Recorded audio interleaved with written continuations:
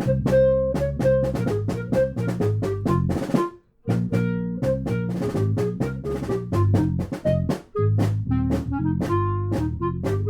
everyone, welcome to The Final Four is Not on the Schedule. I'm your host Eric, alongside with expert analyst Rod. Thanks for joining us on the best MSU basketball podcast featuring in-depth recruiting, game matchup, and post-game analysis. We dive deep to give you the best tools to enjoy the Spartans and impress your friends and family. Hey everybody, it's Eric alongside Rod. We're here for a very special edition of The Final Four is Not on the Schedule. We're going to do this one on Twitter Space. And so thank you so much for all of you joining us live to listen to our recording. And we're going to be talking about the Michigan State greats who actually were not highly rated recruits. Our hope is to have a few more of these in the future. It's just a different formatted way to engage with the fans, the listeners like yourself. So thanks so much for joining in. And if you're listening to this in the recording of the podcast, just be aware that the recording audio will be a little bit different than usual. And that's just because of the different format we're using. So it should be very easily understood. But anyway, that's what the difference is today. Please continue to stay engaged, and if you want to engage in things like the Twitter space, you can head on over to Twitter and follow us there at TFFINOTS68, or you can head over to thefinalfourisnottheschedule.com, and there you can sign up for our email list. That way you're notified of things like this happening in the future.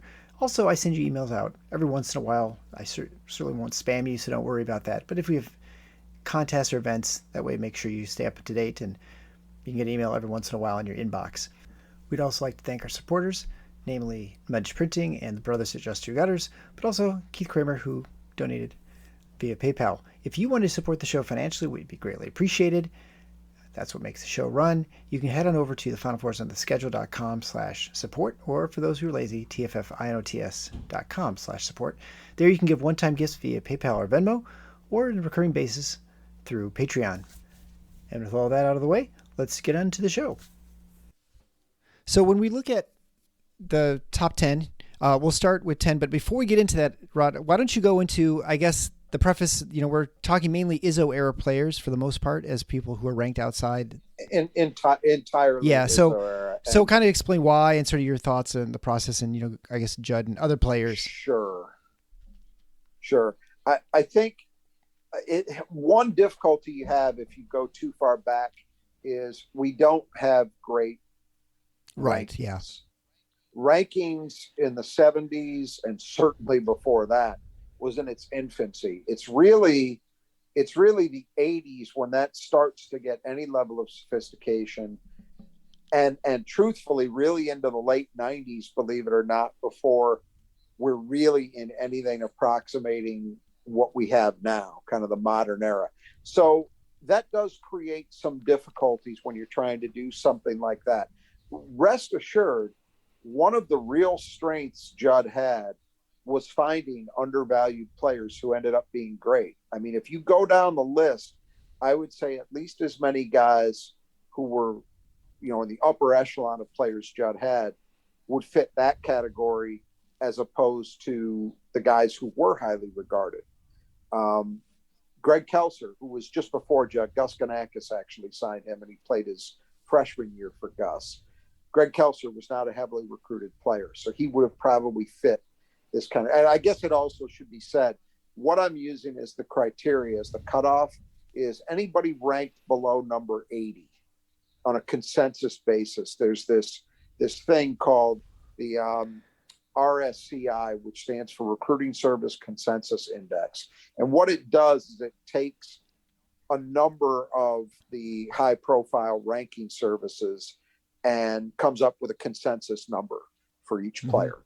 So the guys we're going to talk about are ranked 80 and below, and that's somewhat arbitrary, but there is something to it from my perspective, in that if you're ranked in the 80s or you're ranked, say, 120, 130, I haven't done a study on this, but my perception is you probably have about the same chance of becoming a major impact player. Yeah. Whereas if you're ranked above the 80s, the odds are better in my view. So that's why I'm using that number. But again, going back to the Judd thing. So Greg Kelser, not a heavily recruited guy. Scott Skiles, definitely not a heavily recruited guy. Michigan State, believe this shows you how long ago it was. He didn't even have a Michigan State offer until after he'd won the state championship as a senior in high school. That's where Judd recruited. That's where he saw him and decided to offer him, was playing in the state tournament in Indiana. Sean Respert, not a super heavily recruited guy. Steve Smith, not a heavily recruited guy. Now, there were some who were. Obviously, Irvin Johnson was. Jay Vincent was a heavily recruited player. So was his brother Sam. Some of the guys he got later in his tenure, like Matt Stegenga, Mike Piplowski, those guys were elite recruits. But you can see, I mean, I just listed off Scott Skiles, Steve Smith, Sean Respert. Those are three, and Greg Kelser. Those are four of, I think, anybody's top 10. Those are some jerseys hanging for Michigan the banners, State history. right? Right. All right. Yeah, all four exactly. of those guys. So that's it. This is just a preface. This is not to say that there weren't guys who fit this category before Tom Izzo, but it's just harder to discuss them because we don't have as much in the way of criteria that we can use to demonstrate, they were under-recruited, underrated guys relative to what they became. We know that. I know that because I was around at the time. So I'm confident in saying that. But it's also easier to restrict it to the Izzo era because we're really talking about the last, whatever it is, 27 years now. Right. 28. That's a nice kind of cutoff point for this discussion as well. Absolutely. Yeah. And so, I guess the way, so that like today you'd say you 24/7 On3, Rivals, ESPN, those are sort of the recruiting services that get conglomerated and they sort of come out with an average number, right? It's like mixing polls together for, pundits. Those would be your big four. And in earlier iterations, if you go back into the early aughts, there are different services that are used. It might have been like, there might have been points. I'd have to go back and look. There might have been points that people like Bob Gibbons or Clark Francis, who were kind of two early pioneers in this stuff, they might have been used. We didn't necessarily have all three of the current, Rivals 24/7 On3 for all of those years. But I think you've got the list as it currently exists. Okay. Are those four services. Well, let's start on our list, and we'll begin with number 10 with our, I guess, a subjective, objective list, and start with Derek Nix, who was a guy who came in and struggled quite a bit. I say that maybe it's not a fair thing to say, but he was out of shape and he was definitely did not look ready to play in the Big Ten his freshman year, even more so than some players, at least physically. But then came on, especially once he was junior and senior seasons. Remember that, strangely, Michigan State did start him quite a bit as a freshman. Yeah, I agree. Now, he wasn't a true starter in the sense that he didn't get starters minutes, but he was in the rotation for a Final Four team as a freshman. And he actually was starting games just because that's the way Izzo liked his rotation to work. But there's no question. The general thrust of what you're saying is correct. Derek came in at well in excess of 300 pounds. I mean, it varies. I saw varies depending upon who you talk to. It was at 330, 350. It was way too much. I saw a lot of Derek Nix in high school because I saw a lot of his Pershing high school team, in part to see him, but mostly to see Keith Appling. And so I saw a lot of Derek Nix in high school. And I know there were a lot of detractors at the time. Believe me, I remember. I have the receipts in my mind. I could list some people who were detractors. But anyway, I always felt watching him in high school, I could understand why Izzo wanted him. And it was two reasons. And that eventually became apparent at Michigan State. One was he had a great sense of how to use his body to create space to allow him to finish in the low post. And that maintained even when Derek got slimmer. Yeah. He never got slim, but he was carrying considerably less weight. And he was a really good finisher in high school around the basket. He was a really good finisher at Michigan State. He had great footwork, and a nice touch around the rim. He was never an explosive guy. He wasn't going to have those rim rattling dunks, but he was a good low post player. The second reason was, and I think this was true of his tenure at Michigan State, he is, in my opinion, the best passing big man, certainly the best passing big man out of double teams that Tom Izzo's ever had. He was a good enough post threat, especially as his career went on, to demand double teams. And then, boy, he had an ability to find people and deliver the ball on time and in a shooting spot that really helped make his teammates better. And when I say best passing big man, I'm talking about fives. I'm not talking about great. Right. Yeah. But among five men, he was the best. And so that's why. I mean, the bottom line is he was a key player on two Big Ten championship teams, and those elements of his game, I think, qualify him for this list. And he was, just to be clear, I don't think I mentioned, but he was rated 88th in the RSCI. So yes. We'll move on to number 9, Matt Costello, who was rated 86th in the RSCI, and he averaged 10.7 points a game and 8.2 rebounds a game as a senior. Definitely came on as a senior. That was his real year where his real coming out party, I feel like, maybe in the end of his junior year. And this is, I think, typical for big men in Izzo or probably any place where they just sort of kind of, as you mentioned many times, the light goes on and they sort of kind of figure things out. Maybe the game slows down. Yeah, I will say this.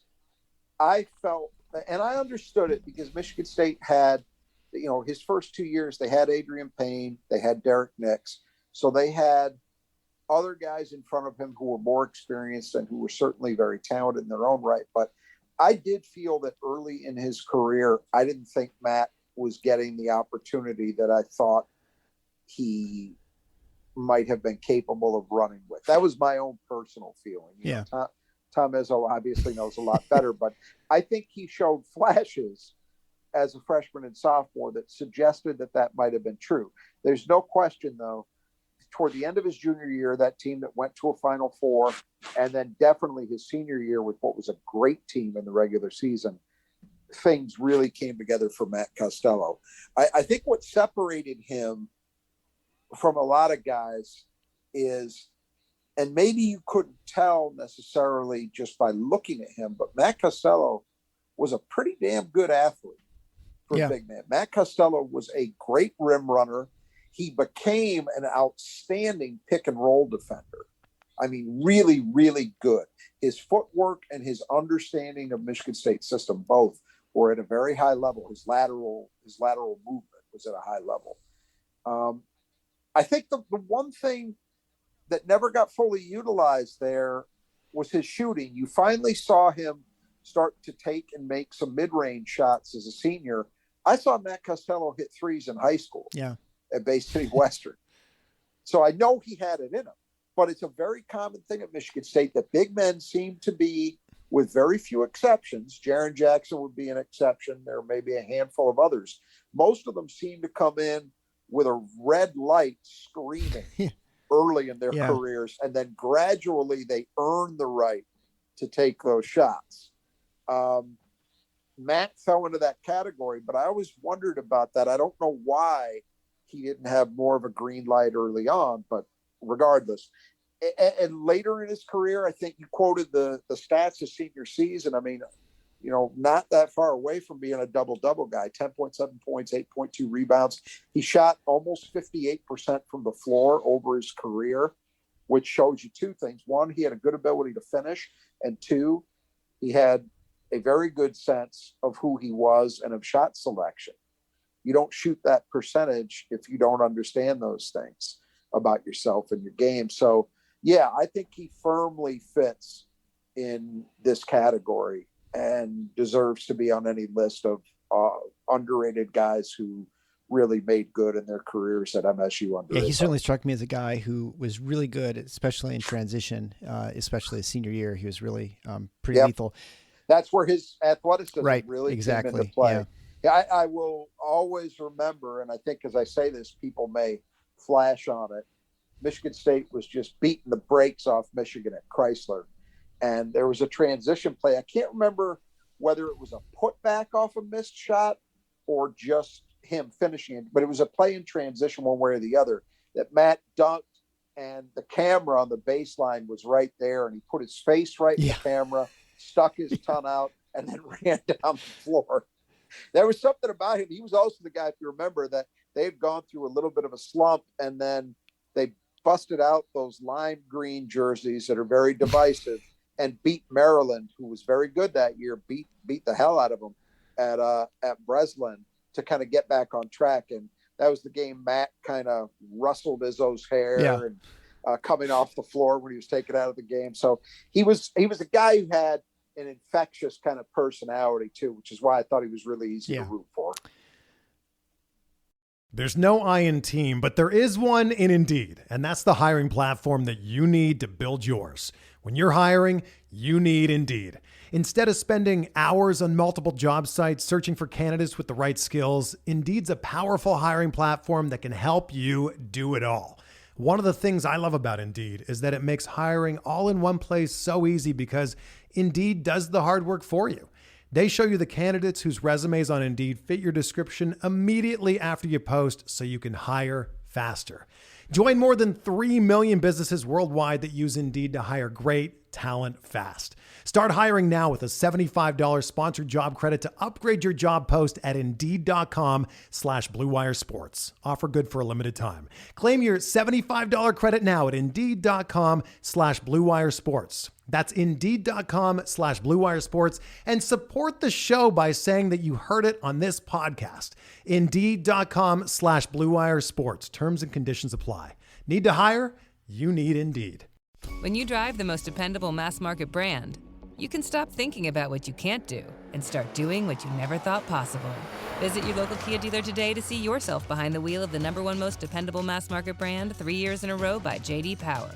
Kia, movement that inspires. Call 800-334-KIA for details. Always drive safely. Kia received the fewest reported problems among mass market brands in the J.D. Power 2021 to 2023 U.S. Vehicle Dependability Studies. 2023 study based on 2020 models. See jdpower.com/awards for 2023 details. All right, so we'll move on to number 8, Chris Hill, which it's surprising. He was outside the top 100, and he, of course, was an integral part to that team for many years. 4-year starter, well, I guess he wasn't a starter as a senior, but 3-year and change starter, let's say that.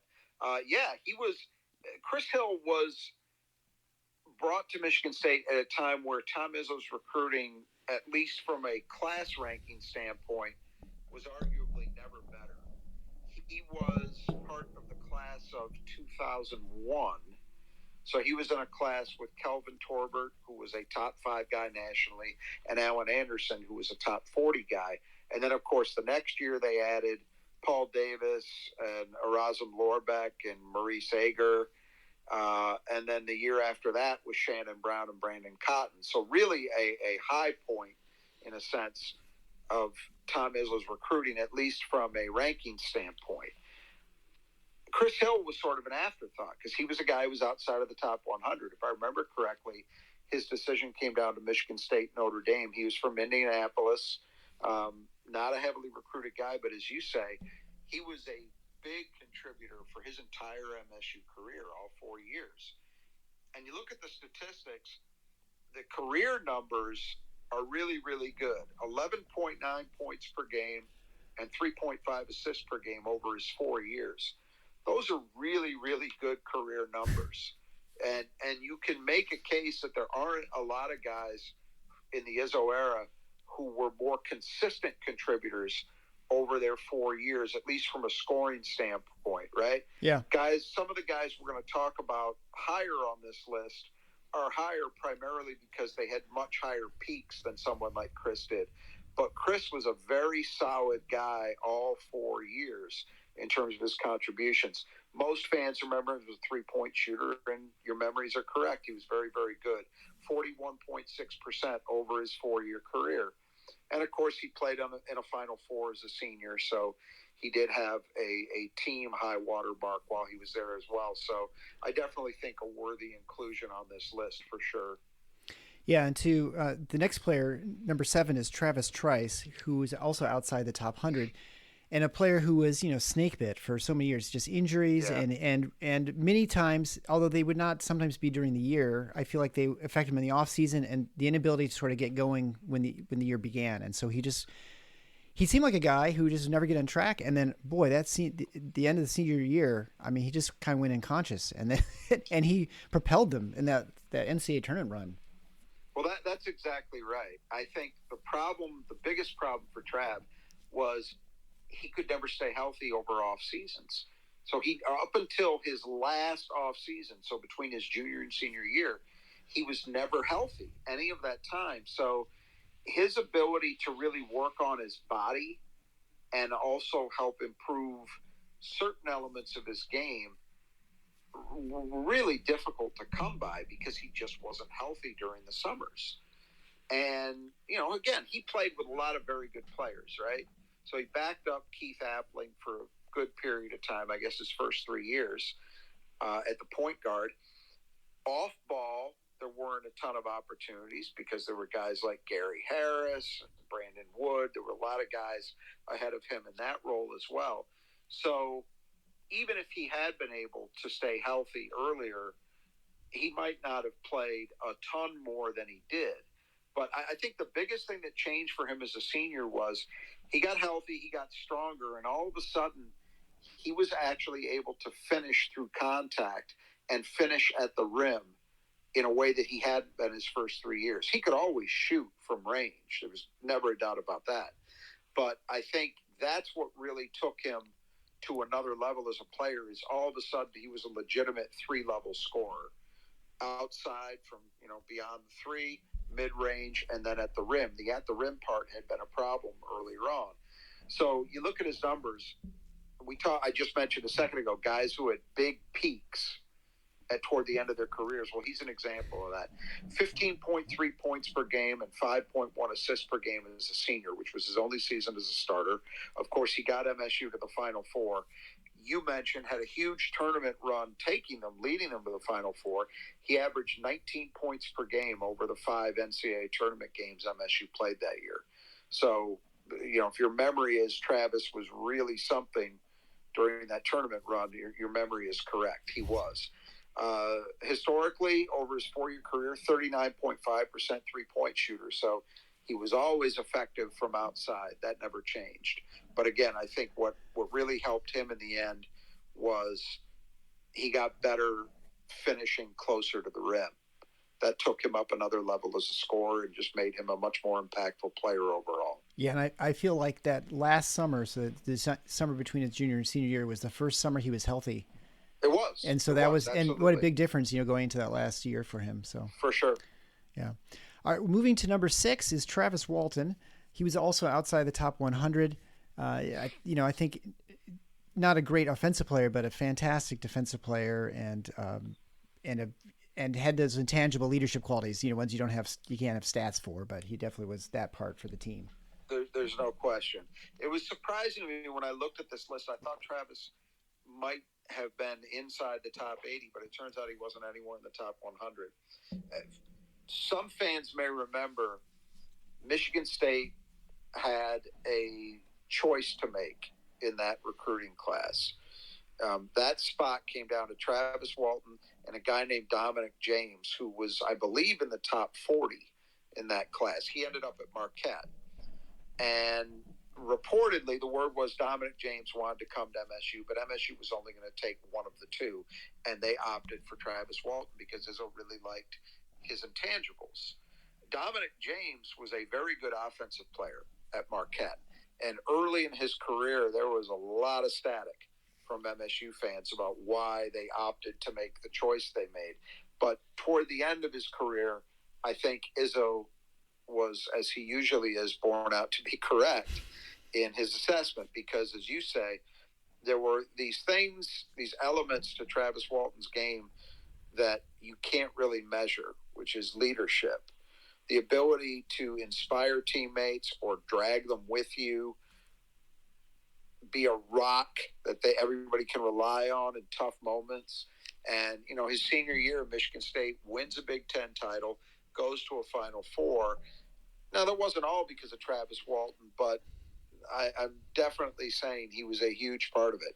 This is a guy who was a 3-time All Big Ten defense choice, and he was Defensive Player of the Year in the conference in 2009, which was also the same year he captained a Final Four and Big Ten championship team.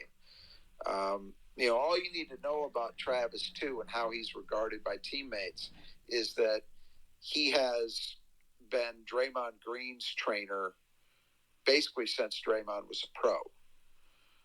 They were teammates just that 1 year. Draymond was a freshman, Travis was a senior, but obviously a player as great as Green views what Travis Walton can do for his game as vitally important. So it's a hell of an endorsement where I'm sitting. But I still think when you talk about Michigan State perimeter defenders, any conversation you're having, the top two guys, and you can argue about the order, would be Charlie Bell and Travis Walton.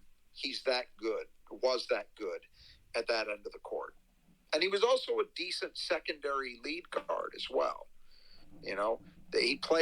He started alongside Drew Neitzel and then Kalen Lucas, but it was a big help to have somebody like Travis who could take a little bit of the pressure off those guys from time to time. So he contributed. And let's also not forget offensively, as you said, he didn't have huge numbers, wasn't a great jump shooter, but I think a lot of Spartan fans remember that great performance in a second-round victory over USC. I think he had 16 points in that game, and that was a tight game.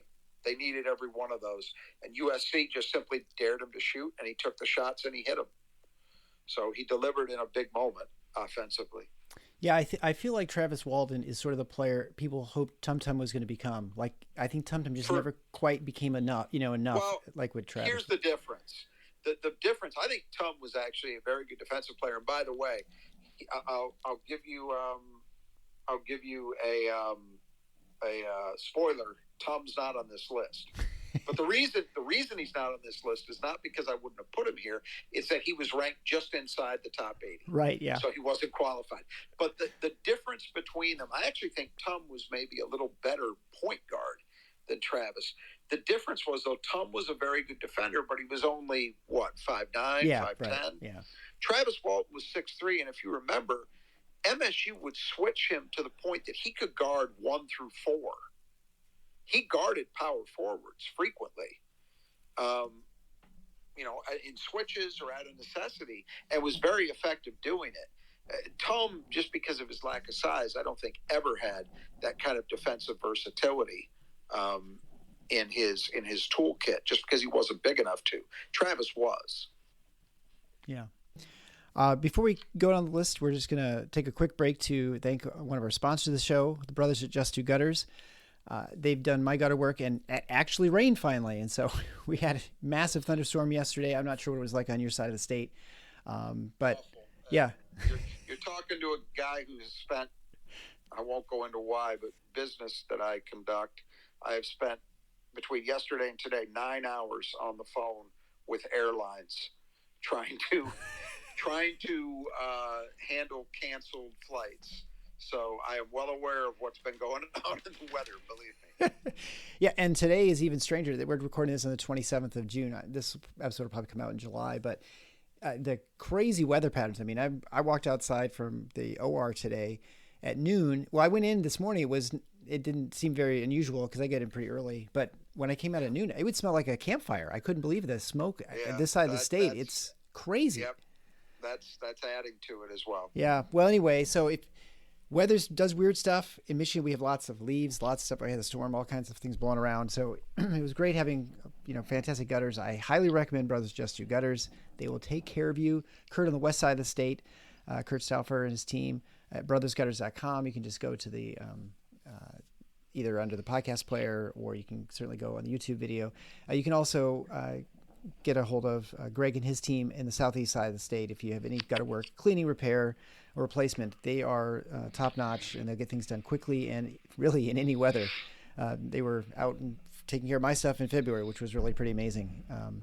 So let's go further down to the top 5 then. We'll start number 5, Bryn Forbes, which is, I think, one of the more obvious ones, I think, just because of his success as a pro, but he was also outside the top 100. I mean, he wasn't even recruited. Well, he wasn't didn't start his career at Michigan State. He started at Cleveland State, and then was able to transfer back because of family issues. And so he did his first two. For those who I would imagine most of our listeners remember, but just to recap, so Bryn Forbes was part of a great trio at Lansing Sexton. He was a high school teammate of Denzel Valentine's and Anthony Clemens, who played at the University of Iowa.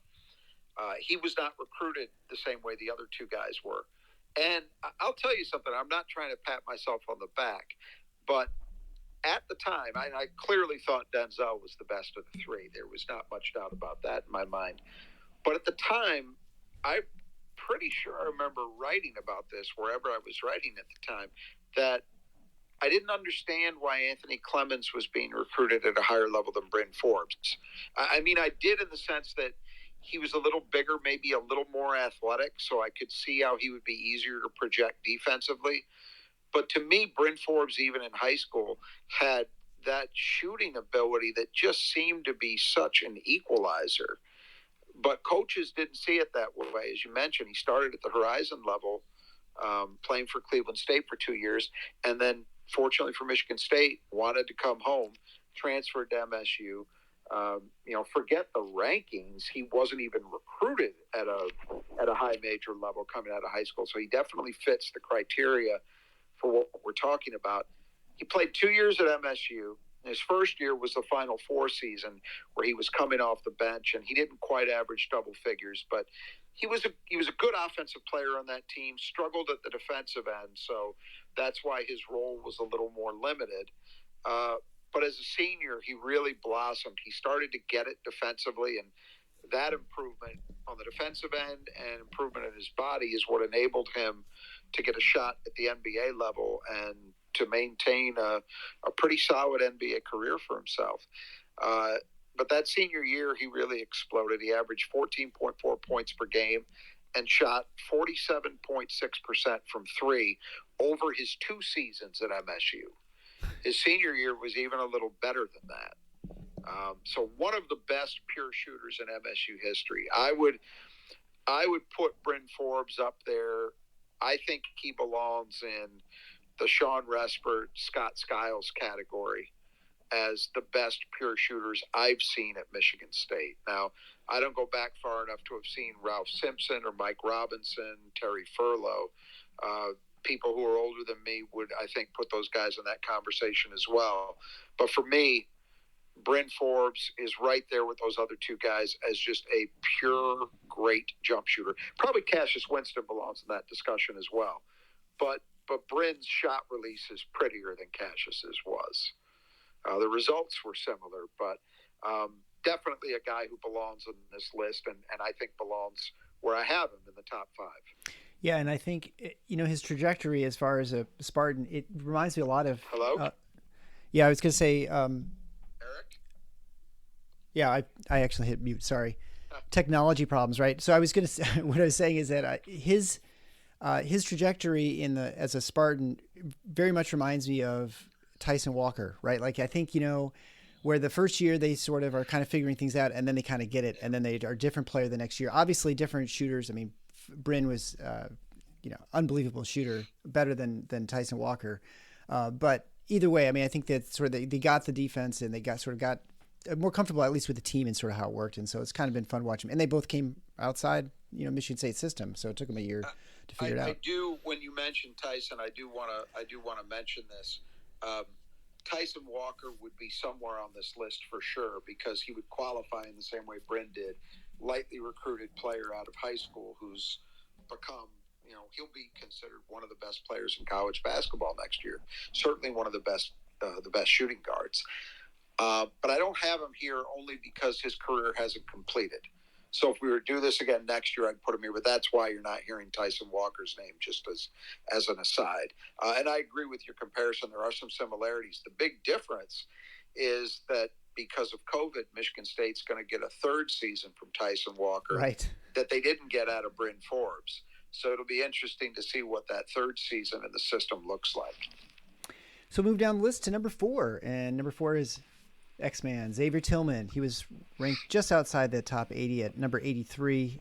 And of course, recent player, so everyone's very familiar with his game. Still playing the NBA. He averaged 13.7 points a game, 10.3 rebounds a game in his final season as a junior.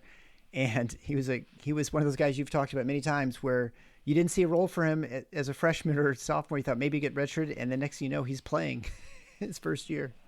Yeah, he's really a great story because, I liked him in high school. I was glad, there were some people that were down on X because he wasn't highly ranked.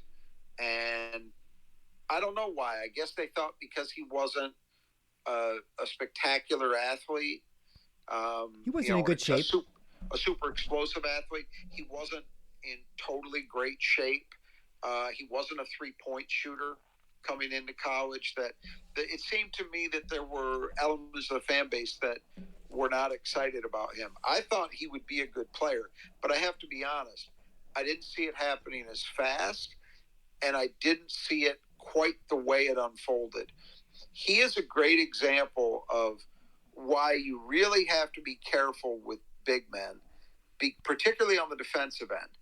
Because just speaking for myself, I find it very difficult to project what a big man will be defensively in college, at least initially, because they're so rarely asked to do in high school or in AAU what they're going to be asked to do in college, or certainly in a program like Michigan State. They're not expected to play pick and roll defense, for example, the way that they have to in college. They certainly don't. Most of them are not in gap defense systems the way Michigan State plays, and so they don't have that kind of mental element down yet. So you can't necessarily know, watching them in high school, how well they're going to pick it up. Xavier Tillman, the primary reason he did what you just mentioned, Eric, where he forced his way into the rotation where I didn't think he would as a freshman. The primary reason that happened is because he grasped MSU's defensive asks, the responsibilities he would have, extremely well, and did it extremely quickly. And you can't really predict that. I don't think you can predict that well. Maybe Tom Izzo thought that was going to happen, but I sure didn't. And then you watched where his career went from there over the next 2 years, and he just exploded. And he got better in other aspects of the game, too. I think he's definitely among the top 2 screeners in MSU history. I'd put him in the same conversation with the same guy he's in with for the honor of best defending big man of the Izzo era, and that's Antonio Smith. I think they are the 2 best big men in terms of the totality of what they were able to do in the Tom Izzo era. Neither one a particularly gifted offensive player as a shooter, but it goes to show you that that's not the be-all and end-all of the game, right? X was a double-digit rebounder his last season at MSU. Here's the other thing you can give him some credit for. It's not all down to him, but he was a big part of it.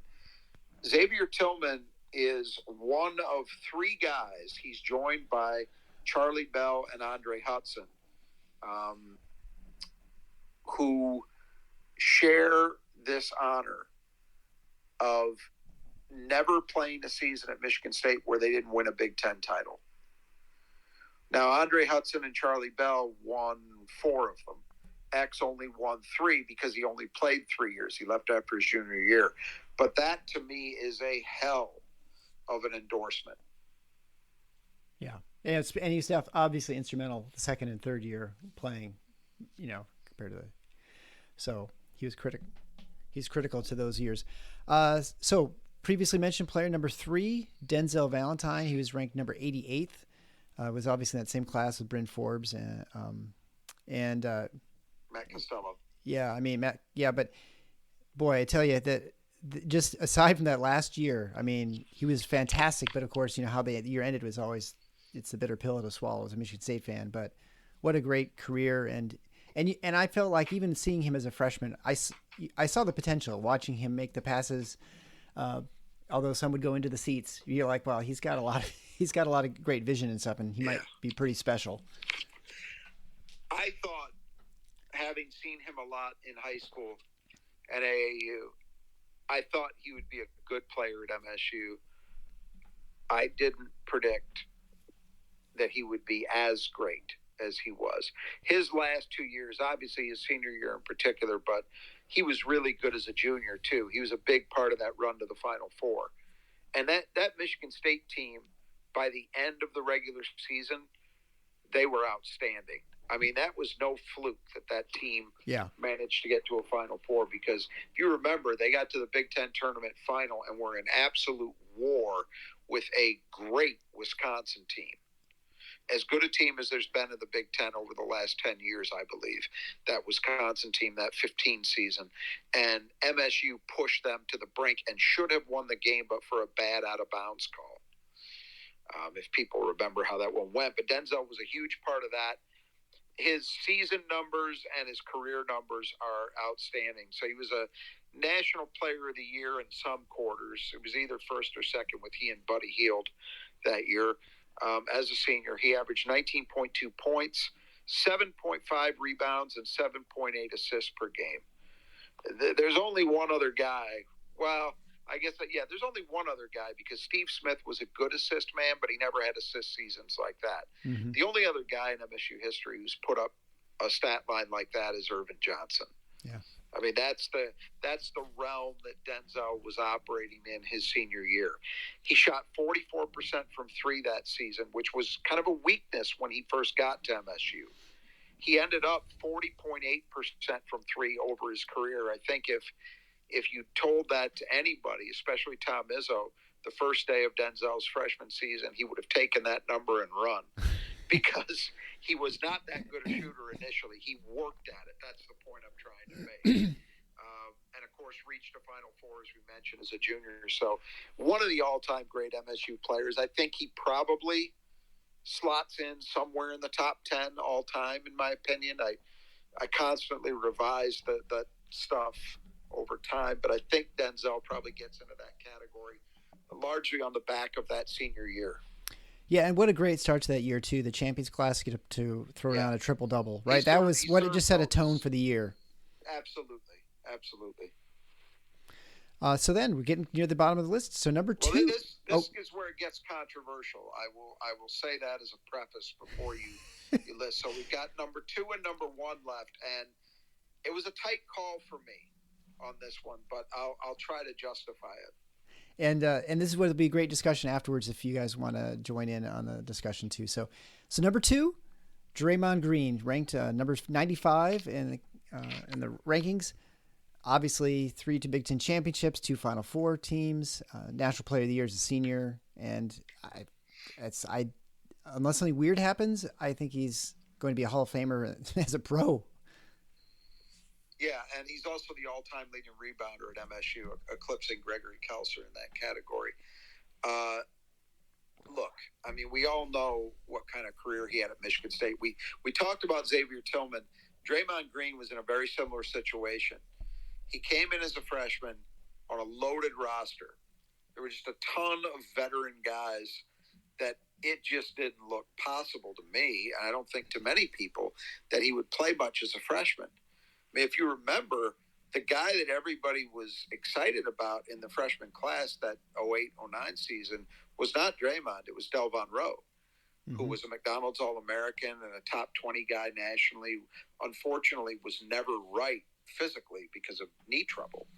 But he was a starter as a freshman on that team that won the Big Ten and went to the national title game. Draymond, though, toward the end of that regular season, forced his way into the rotation, and he made big contributions in the regular season and especially in the NCAA tournament. And it just blossomed from there. You know, he was a sixth man as a sophomore, and I can't recall whether it was that year or his junior year. I think it was the sophomore year. He was Big Ten Sixth Man of the Year. So probably.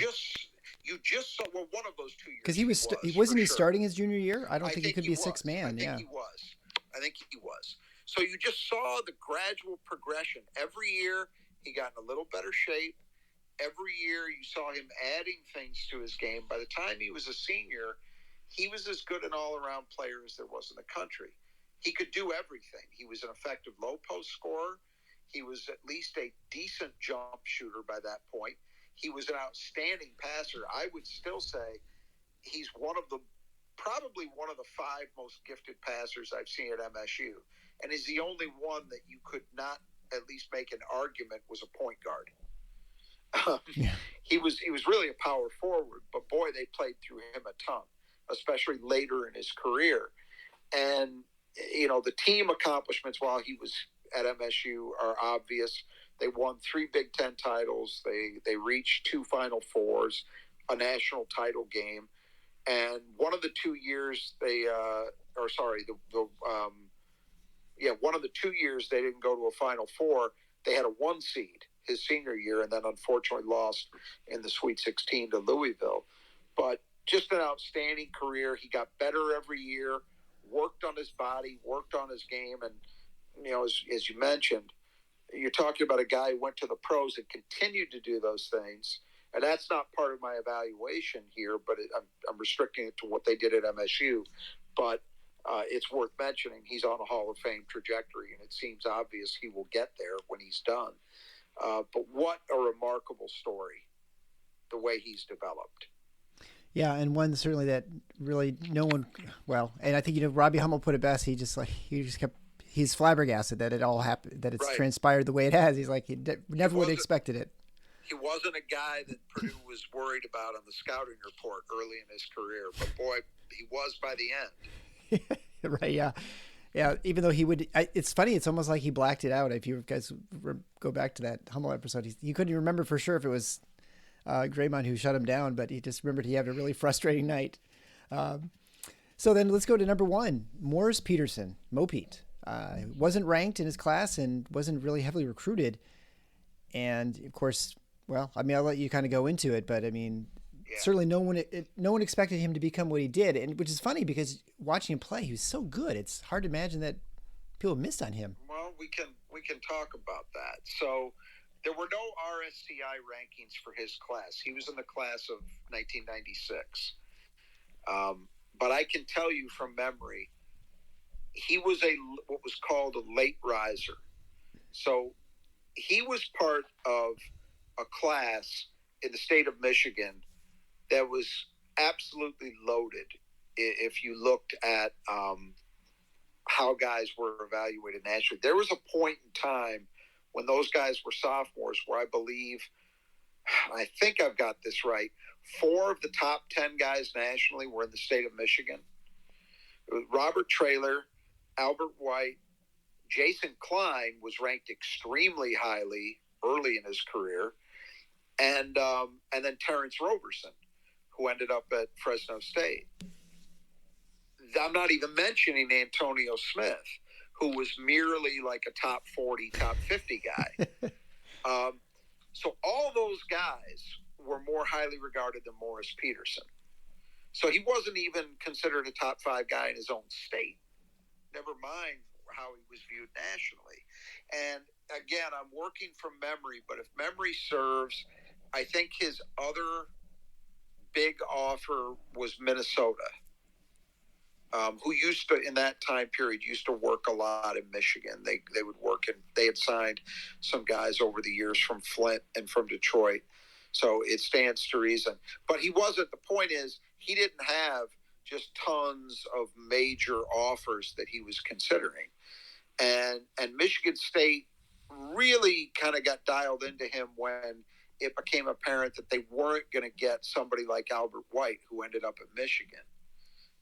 So he wasn't even Michigan State's primary focus immediately in that class. But they added him, and I know what you mean when you say, boy, it's hard to believe that he wasn't seen as a major player. But you have to remember, there's 2 ends to the court. And he really struggled defensively. He was the guy about whom Tom Izzo said, and I'm paraphrasing, but I think I've got this right. Izzo said he was driving around campus trying to find somebody Morris could guard. And that was the case. Now, Morris Peterson spent his freshman year, he redshirted. So he wasn't even good enough to help a team that could only get to the NIT. So that's how they viewed him.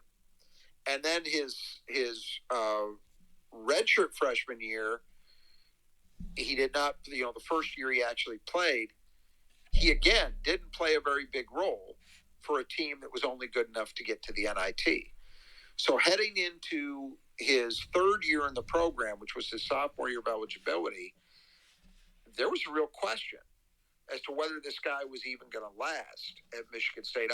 I was reading today when I was doing a little bit of research for this episode that Morris Peterson, when he, I believe it was when he was contacted, when it was announced that he was going to have his jersey number retired at Breslin, he told a story about Tom Crane picking him up one day, his sophomore year, and driving him around campus and showing him the library and the IM. And then they got back to Breslin, and he asked Crane why he did that. Crane said, well, this might be the last time you ever see this place if you don't change the trajectory you're on.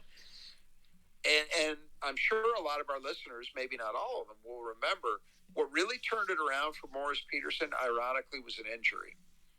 Because he hurt his right, I can't remember, was he forearm or the wrist? I think it was his wrist, yeah. But he had to wear a cast. Yep. So he couldn't use his offhand. And that meant he could still play because his shooting hand was okay.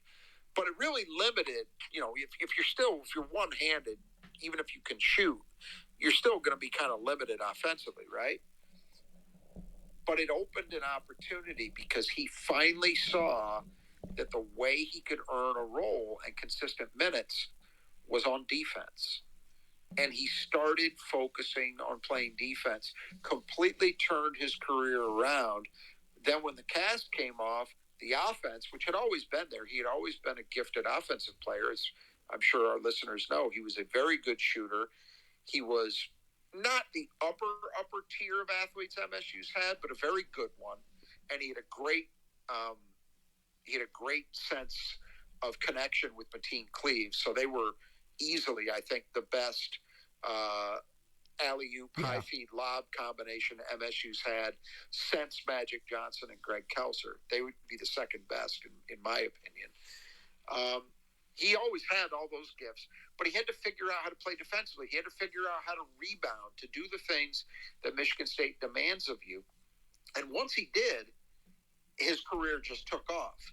He was a big part of that team his sophomore year as the year went on. His junior year, I believe he was the first guy in Big Ten history to end up a first-team All-Big Ten choice when he was the sixth man. Yeah, right. So he wasn't starting, and the reasons for that were just chemistry. Jason Klein started, but clearly Morris Peterson was the second best player on that team behind Mateen Cleaves. And then his senior year, of course, he was an All-American, won a national championship. He and Cleaves were, the bell cows on Michigan State's second national title team. And that national title is why it's a small thing, but it's why I gave him the slightest of edges over Draymond Green for the number one spot. And reasonable minds can differ on this. If somebody wanted to make the case that it should be Draymond in the number one spot, I wouldn't necessarily argue with it, but that was my dividing line, small as it is. But just an absolutely great career to go from outside the top 100 and a guy who seemed to be looking on his way out of the program after a couple of years in it, to winning a national title and having his jersey number in the air at Breslin. Pretty remarkable story. Yeah, it's interesting too. We talked a number of times about the fact that once you pick up the defensive end, your offensive game improves as well. I think part of that's a reflection that you just are allowed more minutes on the floor with Izzo, if you're playing defense and rebounding and stuff. But I think, if you're playing good defense and you're playing with intensity there, it definitely translates into the other end of the court too and makes you much more dangerous. So that's the list. Yeah. So before we open it up, so if you want to speak, go ahead and. Boy, I sound like I'm at a wedding or something. If you want to speak now, if you want to speak or add something or have another idea of someone, go ahead and raise your hand and we'll make you a speaker. Just to remind you that you want to check out Nudge Printing. Nudge Printing has been a great sponsor of the show. Gabe and Brittany are great Spartans. They help the Spartan Strong effort. I have a bunch of their shirts and I've got some hoodies. They're fantastic clothing, super high quality. You can wash it a million times. It still looks just like new. Tailgate season's coming up before you know it in a couple weeks or a couple months. So you got 4 games in September, so you want to make sure you get your gear. So head on over to Nudge Printing at nudgeprinting.com. You can get a 20% off your order if you type in Final Four, just as one word, into coupon code at checkout. You can also get our great shirts for Final Fours on the schedule. You can find those at basically the easiest way is link through our website and just finalfoursontheschedule.com/merchandise. And there you can either find the link to get the sweatshirt or the t-shirt. All the proceeds from those 2 items go directly to the show to help support the show as well. So I guess I'll open it up. If anyone's interested, I don't see any hands yet. So if not, we can certainly just call it a night. But I hope everyone had a fun time with this live discussion. It's something certainly new. And we'll try and figure out the technical aspects of recording. I think that's probably just something simple that we just don't know how to do. But we'll get it figured out next time. Does anyone want to jump in there at this point or have something to add? I think we've got all just listeners, Rod. So, which is no problem. So have a great evening, everyone. Enjoy your summer. Enjoy Independence Day, although this will come out probably around then. So if you're listening on the podcast, make sure you sign up again at Twitter at TiffKnots68. And you can get notified of these Twitter spaces and opportunities to, we'll have one. Oh, that's just a thumbs up. Okay, so good.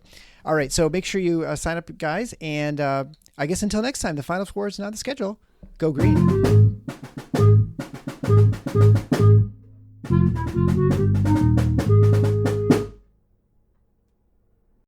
At Grainger, we're for the ones who pay attention to every little detail. The ones who fuss, tinker, and sweat the small stuff.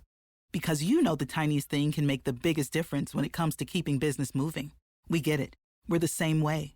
Offering access to product experts to help you quickly and easily find what you need. So whatever your industry, you know you're always getting professional-grade products. Call, click Grainger.com, or just stop by.